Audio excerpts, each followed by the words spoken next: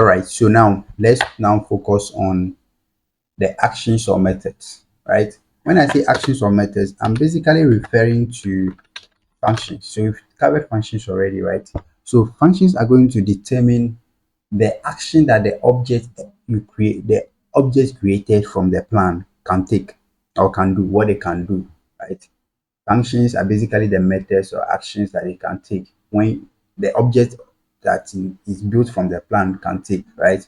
So currently you have a mobile phone, right? So we are going to create a function, right, in this, and then and the function is going to be like ring, right? A function called ring. Yes, I'm not going to return it. Void ring is a function, right? So if I do that, I want to print something like the phone is ringing. Yes, so this is what I am printing, right? When I call the ring function, the ring action or the ring method, it's inside the mobile, right? It's inside the mobile class, and then the mobile class contains the properties here, the constructor we talked about it last time, and now the actions are just very groups of functions that is in this class. Okay, so let me create another one. This one, stop, pick the call. So a function like that. It's a new function, so pick up. So yeah, so I'm saying a print call answered, call answered basically, right? So you can create for the reject call or whatever, but then I'm just writing two functions here or two actions or methods. So when the functions are inside a class, we call them methods, but if they are outside, we call them functions, right? So if they are inside a particular class, functions that are contained inside a class, we call them methods. That's all. So if you know functions already and we are using it here, just method, just the name change. But then how do we access them? We also access everything. We also access them using the dot operator, right? So now for this first one, I'm going to, yes, so let me clean this, right? And do my phone dot um so it's going to be dots.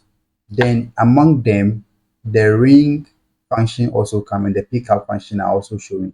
So you can say ring, right? And you close because functions, we say this is how we call functions.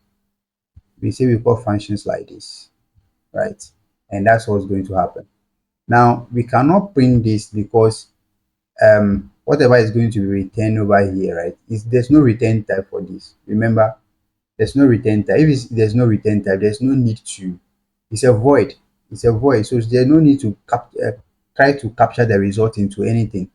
So we don't need to actually call the functions like this because the function or the method is not having any return type. So what we can do rather is let's say phone my phone my phone one dot ring, then I just print it like that, right? So I'm calling the function, and this particular function is inside the phone one class, right? So when we run this, so you see the phone is ringing. You see the phone is ringing. The yellow and blue is from the previous one. So let me comment them out, right? So you see, this one too, let's comment it out. So let me rerun this to make sure that we are on the same page. So the phone is ringing. So for this particular class, right? For this particular object, that's what we have. We can do it for my phone 2. My phone 2 dot ring as well,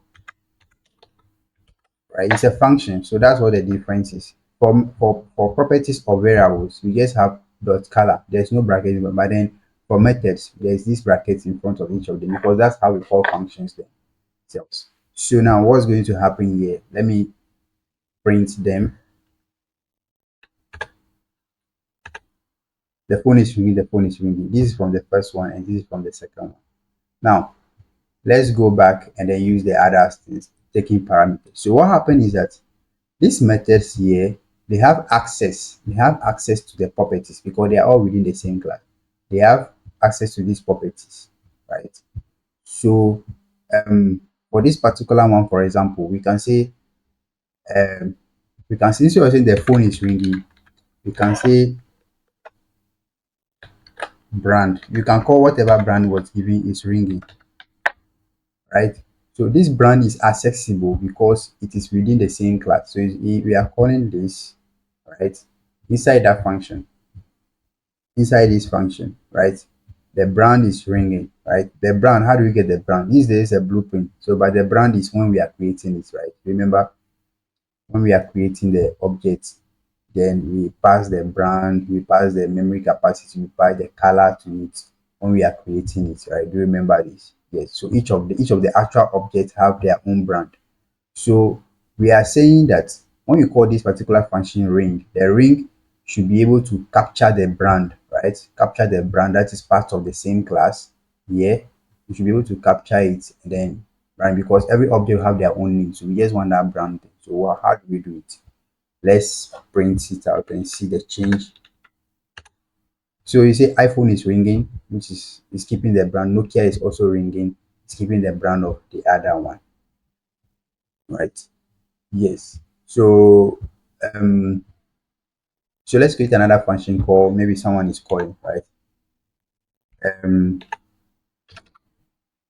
so methods with argument or parameters. Now the one that will take values. Yeah, with parameters. So we say void um calling. Let's say who is calling, right? So dot person calling. Let's call it that. Me is just a name of the, that one is just the name of the function. Then person calling, inside it, we want to pass the name of the person, and the name is a string, right? So I'm going to print something because it's not a return anything. So I'm going to say um whoever person is, right, name is calling your, then we call the brand here. So this is what we are doing, right? We are first receiving, we are going to pass it whenever we call it, we are going to pass it a name, because remember how functions work. We need to pass it a name because of this input that we put here. It's a placeholder. And it should be a string. But when we pass it, we are going to pass that name. The name of the person is calling your branch, and then the name of the function is person calling. So let's go and then call that and see. So for the first one, I would say my phone one dot person calling. Let me say somewhere here, somewhere here. That's the person calling, right? I'll do the same thing for my phone two dot person calling, and it's going to be Serum here. That's this another name. So now let's clear this and then run this. So you see, iPhone is ringing, which is this one from here. A person is calling, so someone is calling your iPhone, right? Based on someone is the one calling, the person calling, right? So the next one is this my phone two, right? The other object, right? Which is Nokia is ringing, and then Serum is the name that we pass to that function, and then we are able to use it here. That's how it also runs. So we have it here like this, right? You can have other ones that actually return something. That actually return something for us. So functions can have return types as usual. So some of the function, like I can have a function that will get me the color, the current color, right? And the color, we say color is to be a string, right? It's going to return string. The string is the name of the function phone get color. The name of the function is called get color. Now in get color, I'm going to return color. Where is this color coming from? This color that we are returning is part of the functions here, the properties here. So we are returning this color here, right? So it's going to be get color, and it's going to be this one. So now how do I do that? I'll just go here. It's going to return it, right? When it returns something, we need to be ready to prepare a variable to receive it. The variable that can receive it here, we need to prepare a variable. Uh, that variable should be a string as well. Phone one color equals to um my phone one. We need to call the class my phone one dot get color. You see, get color, right? Yeah, this is what happened. So it's getting the color for us. Then let's print that um phone one color. It's going to print that for us. Yeah, so what we are doing is that we are creating a variable. Why are we creating this variable? We're creating it to this because this get color is a function, and whenever a function is one is a can return something, we actually need to work keep the use the value somewhere, right? We have to use the value somewhere. So that's why we're ready to do so. And these guys, one we have here, they are void. So what they were void, they were not returning anything. So there was no need to capture their result, their value that they return anywhere. But this one returns something. And because it's a function, and then we keep it here and we are calling that. Let's see it in action. So yeah, it's a blue. So the last one is blue. These ones we've talked about them already. So now it's returning blue now. So blue is this color that we have. So you can change it to my phone 2 color, right? My phone 2 color. Then let me just call it again, then yellow, because phone 2 is yellow. Basically it's returning for every particular object, right? So you see how we have one plan, and then we're able to have functions doing stuff on that, right? Based on where you pass, whether you pass value or not. So this is the properties or things for a function that you need to know. So you need to know how to create a class. You need to know about the properties, the constructor,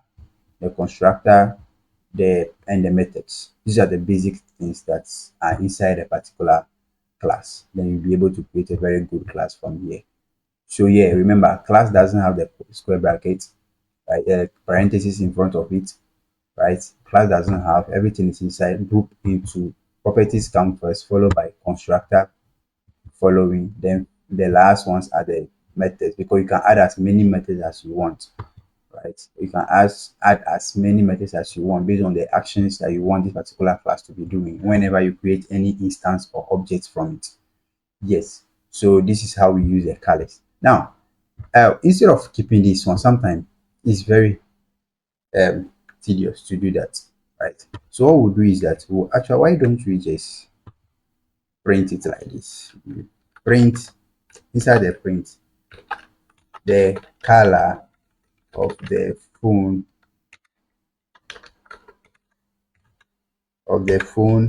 is. Now we want to call the function inside, right?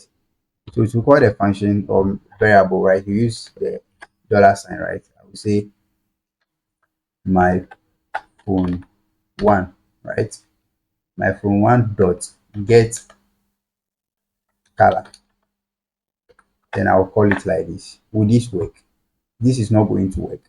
This is not going to work. I mean, the dot, after the dot, you see the color is supposed to be blue throughout, right? Because after the dollar sign, we are supposed to hit. So you see the dollar sign. The hint is that the dollar sign is for all these things. So the dollar and the brown because it's a variable. But whenever when we're writing this and we introduce the dot, after the dot, everything becomes like normal string again. That's how the system is going to see it. So let's see what we will have. So you see the color of the phone is instance of my mobile phone dot get color. This dot get color is just this dot color get color itself, right? An instance of my mobile phone object. But we want to get the whole thing. To do that, after the dollar sign, if you are using a dot operator, right? If you're using a dot operator, especially when you're using functions, you want them to be seen together as one variable or one thing, you need to close it within um, curly brackets. So curly brackets grouping them together and you put a dollar sign on it. It means that this whole thing is going to be a function and its method. So usually a function and its method, we put them inside it like this, a square bracket before the dollar. But if it's just a variable, just use the dollar sign on one. But if it's a function and its method or its variable, you do that. So I can have like my phone dot brand, and then it will be, and because of the dot, right? But if you remove this square bracket, you are just having only my phone being well colored for you. The rest will not be recognized. So if you are doing a compact thing like this, make sure the dollar sign in front of the square bracket, a curly bracket, and then everything is well captured. It's not needed if you are just using one name, one full name. So let's go back and write the get color here. So the get color is inside. Let's run this, clear this. So yeah, so now you see the color of the phone is blue. The color of the phone is now blue. So this whole thing returns a blue. Instead of, because it returns something, right? Because this thing returns something for us. If you return something, you want to just take it out and print it, you can do it directly like this, and we are good to go. Yeah. That's how to use the methods.